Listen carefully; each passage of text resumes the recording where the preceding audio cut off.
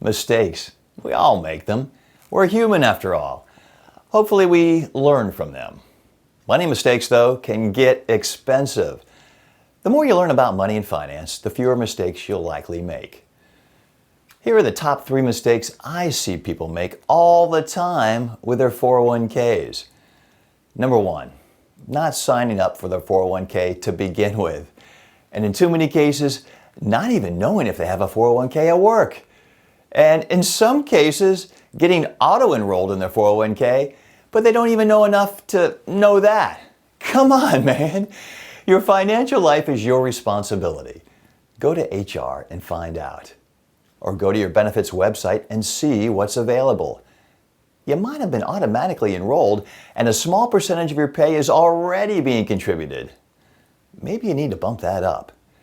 And if you weren't auto-enrolled, enroll yourself or find out what's needed to get it done and get started.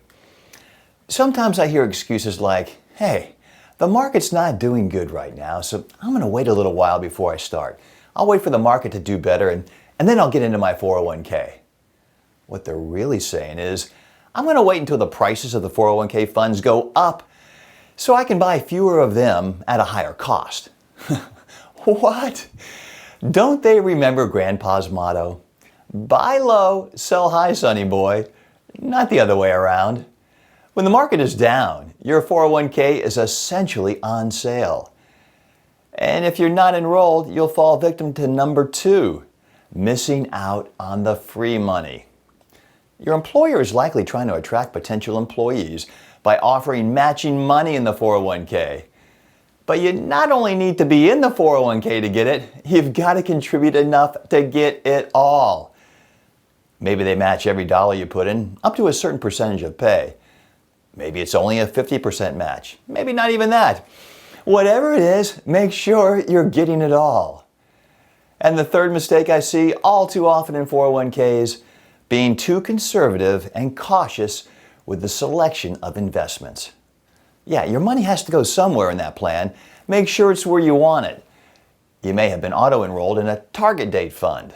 That's where the fund objective lines up with a hypothetical retirement age, like a year, target date 2050 or target date 2060.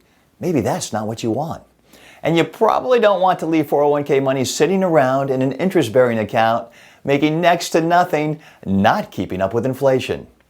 Remember, you usually have a long-term timeline until you're going to use the money. Ride the wave of short-term ups and downs of the market. Ignore the crisis du jour and let the 401k funds do what they're designed to do. So, be sure you're enrolled in your 401k. Make sure you're getting all the free money, the full match, and check your investment choices. Generally, it's wise to choose funds that have long-term growth potential as opposed to fixed interest-bearing selections.